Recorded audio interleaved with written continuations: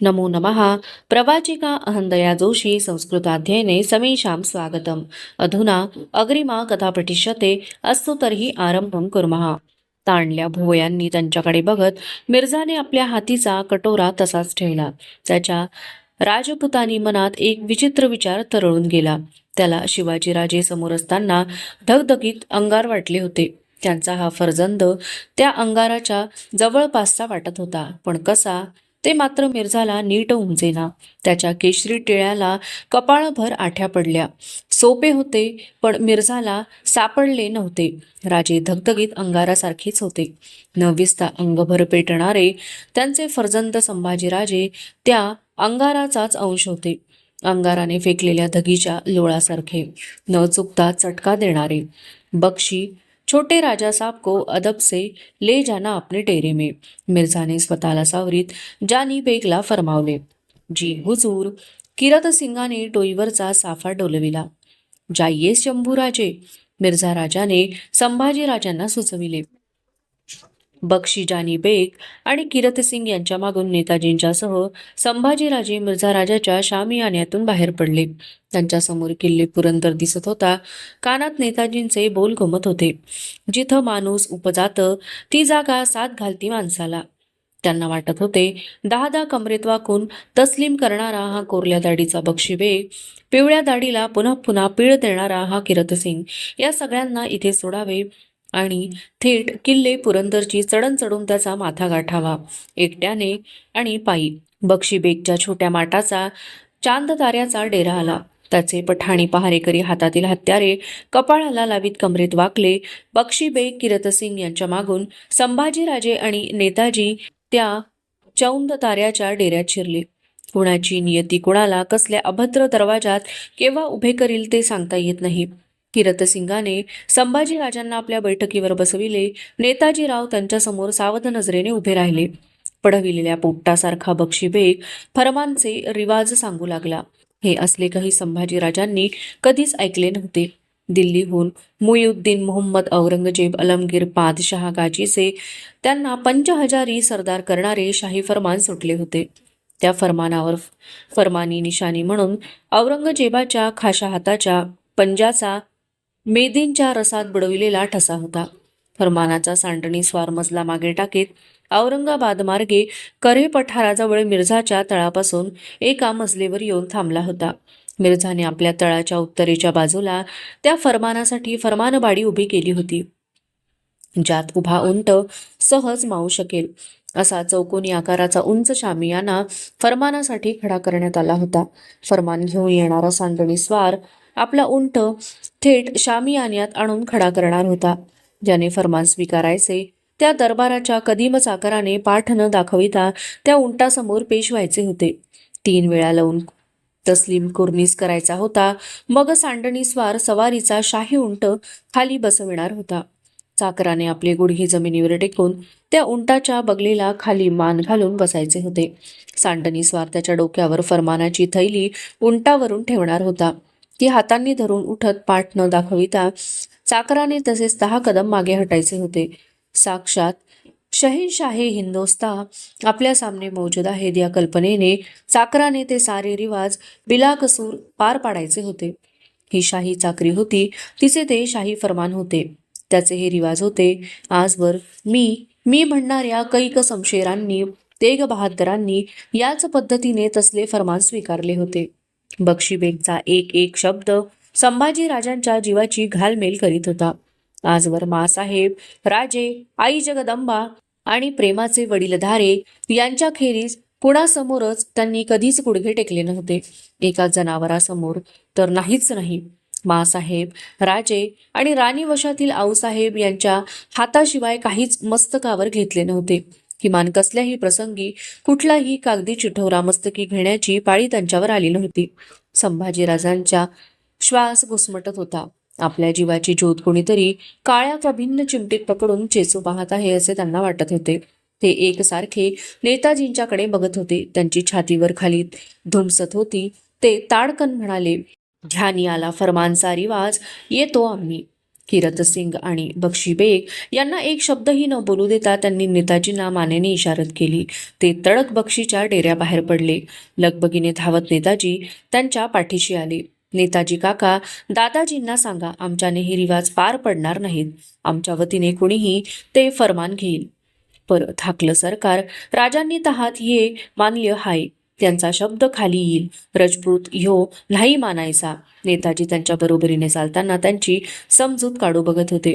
नाही नेताजी काका, एका जनावरासमोर गुडघे टेकणं आम्हा साधणार नाही. थैली मस्तकी धरणं होणार नाही.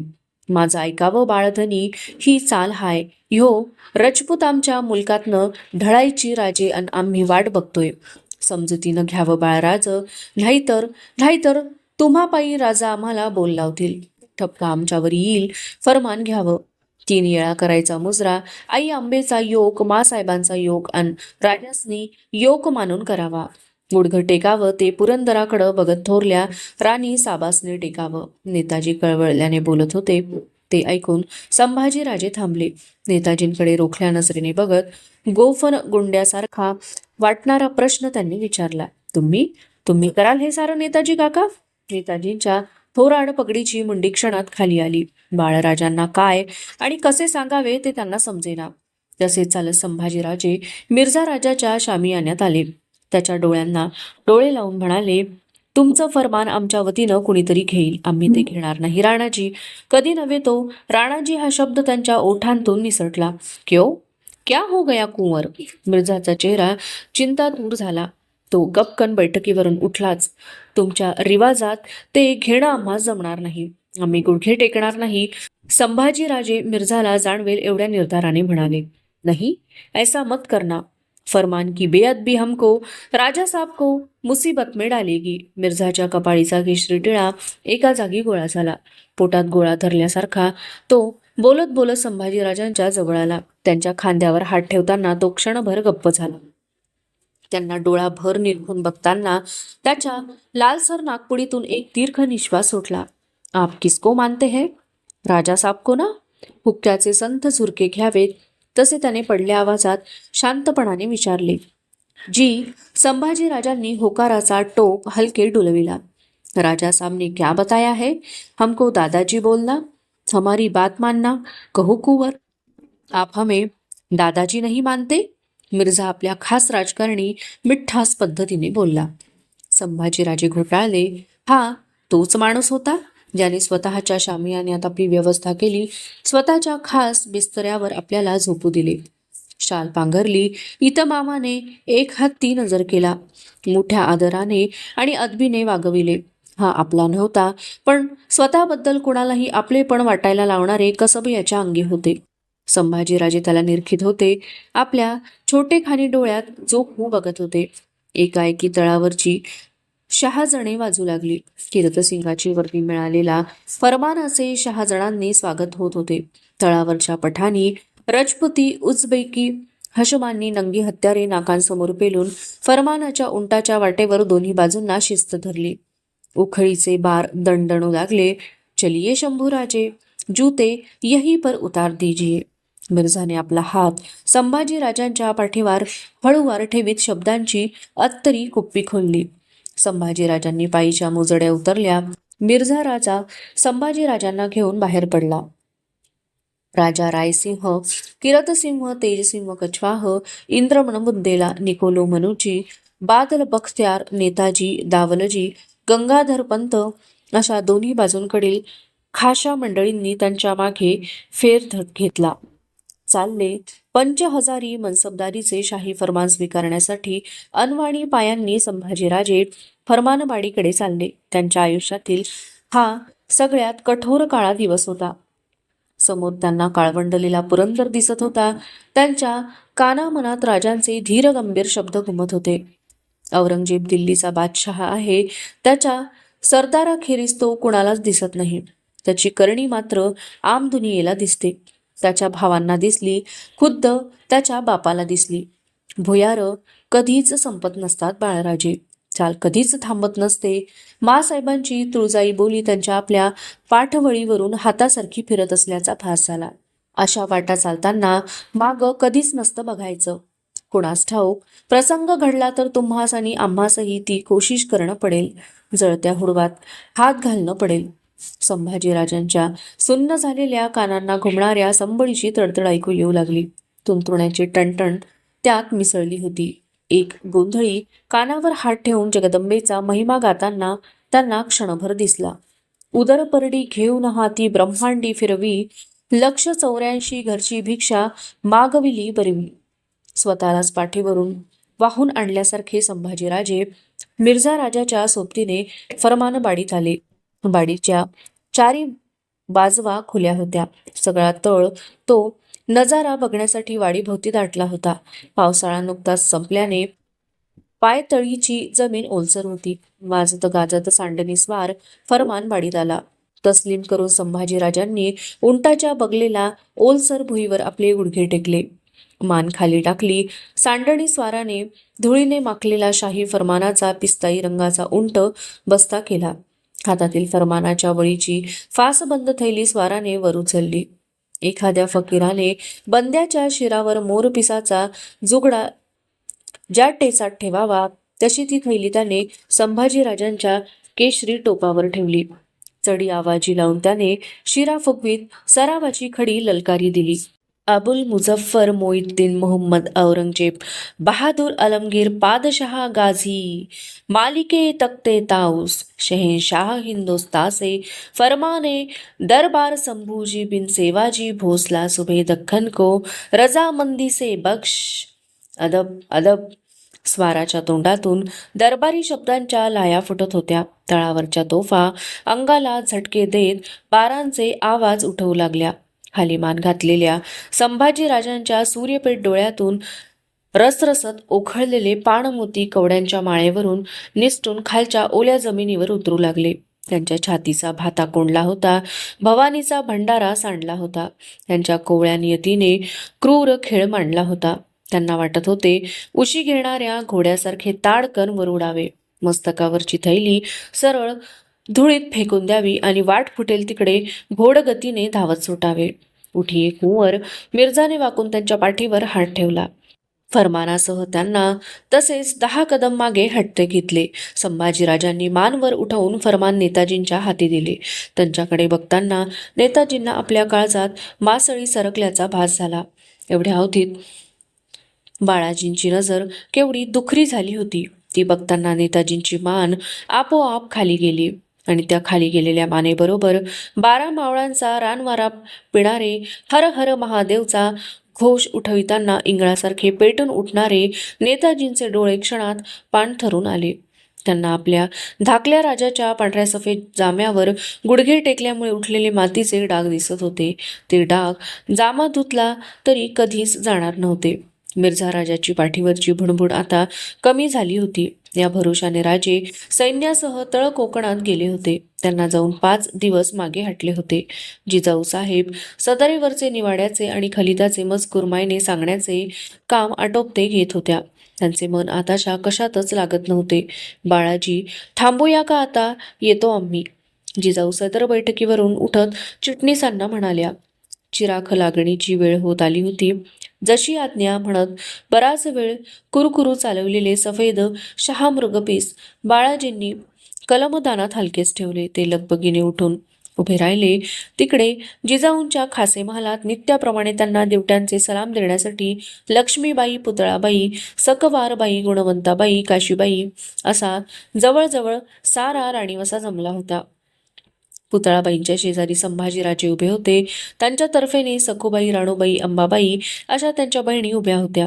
सारी जण जिजाऊंची वाट बघत होती.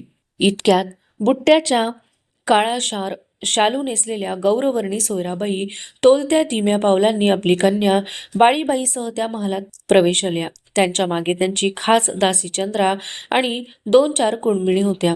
त्यांना बघताच सगळ्या राणीवशाने आपले उभे राहणे झटकन सावरले. संभाजीराजांनी कमरेत वाकून त्यांना तिपेडी अदब मुजरा केला. सोयराबाई सीधे चालत पुतळाबाईंच्या जवळ आल्या. पुतळाबाईंची मान अदबीने खाली गेली होती. नजर सोयराबाईंच्या पायांवर खेळली होती. त्या गोऱ्या पान पायांवरच्या कोरलेल्या अळत्याच्या नक्षीत क्षणात पुतळाबाईंचे मन गुरफटल्यागत झाले. आपले बिब्बेबाणाचे डोळे संभाजीराजांच्या वर जोडून त्यांच्या खांद्यावर हात ठेवीत सोयराबाई पुतळाबाईंच्याकडे न बघताच म्हणाल्या, बाकी धाकल्या बाई, फरमानाची बाब बाळराजांच्या वर निभावली म्हणून निभावली. खुद्द स्वारींनाच फरमान घेणे पडले असते तर कोण बेअदबी झाली असती साऱ्यांची. आमचे बाळराजे हुशारीचे कुठलीच कसूर त्यांनी नाही केली. टाकली मान वर उठवून पुतळाबाईंनी एक वार सोयराबाईंच्याकडे बघितले. पायांवरची आळत्याची नक्षी त्यांच्या डोळ्यात दिसल्यासारखे पुतळाबाईंना वाटले. या म्हणत संभाजीराजांनी सोयराबाईंच्या जवळ उभ्या असलेल्या बाळीबाईंना हाताला धरून आपल्या जवळ घेतले. कोण प्रकारचं खलबत चाललं आहे बाळराजे थोरल्या बाईंशी, असे हसून म्हणत जिजाबाई महालात आल्या. त्यांच्या येण्याने महालात जणू सुगंधी भरले पण मिळाले. कोणी काही बोलण्याच्या आत सोयराबाई पदरसावरीत बोलून गेल्या, नाही, आम्हीच म्हणत होतो बाळराजांना. सोयराबाईंच्या नाकाचा मुळात लालसर असलेला शेंडा लालावून आला. मंचकावर शांत बैठक घेत जिजाऊंनी त्यांना विचारले, काय म्हणत होतात? ही उमर लहान असताना त्यांना फरमान घेणं पडलं. त्यांनी म्हणूनच हुशारीनं ते निभावलं. ते ऐकताना राणीवशातील सगळ्या राण्या एकमेकींच्या तोंडाकडे बघतच राहिल्या. सोयराबाईंनी नक्षी क्षणात पालटून टाकली होती. जिजाबाईंना, संभाजीराजांना, राणीवशाला कुणालाच राजगडावर कल्पना नव्हती की राजे तळ कोकणात नव्हते. ते मिर्झा राजाच्या गोटात त्यांच्यासाठी दिलेल्या शामियान्यात पिंजऱ्यात कोंडलेल्या वाघासारखे अस्वस्थ फेऱ्या घेत होते. मिर्झा राजाने तळ कोकणात तातडीचे पत्र धाडून राजांना करे पठारावर आपल्या तळात बोलावून घेतले होते.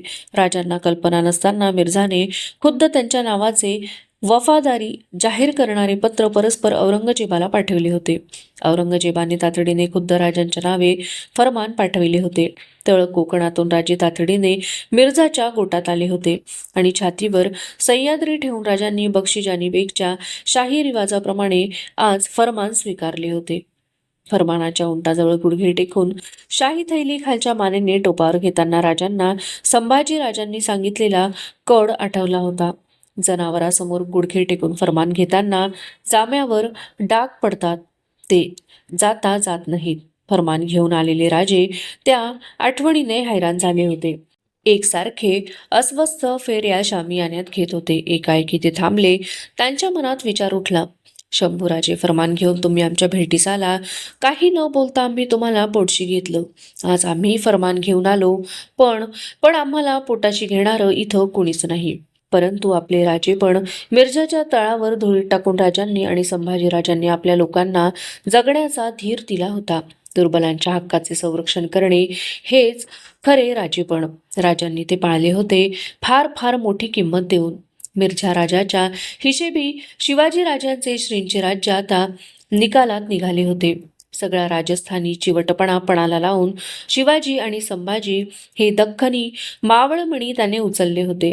आपल्या निष्ठावंत हातांनी औरंगजेबाच्या जपाच्या तसबीहच्या माळेत ते गुंफण्यात आपण फत्ते घेतली या समाधानात मिर्झा राजे होता. आता त्याची रेगिस्तानी पिंगट नजर विजापुराकडे आदिलशाहीच्या रुखाने वळली. तो पुरा दख्खन पायाखाली रगडायला आला होता. मिर्झा राजाने आपला खास ही जीप राजगडावर पाठवून राजांच्या आपल्या फौजेनिशी पुरंदरच्या तळावर दाखल होण्याचा निरोप पाठविला. विजापुरावर चालून जाऊन शाही चाकरी बजावण्यासाठी त्यासाठी राजांना त्यांनी आपल्या तहात बांधून घेतले होते. राजे राजपुताबरोबर विजापूरच्या रुखाने गेल्याला 2 महिने लोटले. अवशिष्टा कथा अग्रिमे भागे पठिष्यते. अस्तु तर्हि पुनर्मिलामः. तावन्मंगलं भूयात्, शुभं भूयात्. नमो नमः. धन्यवादः.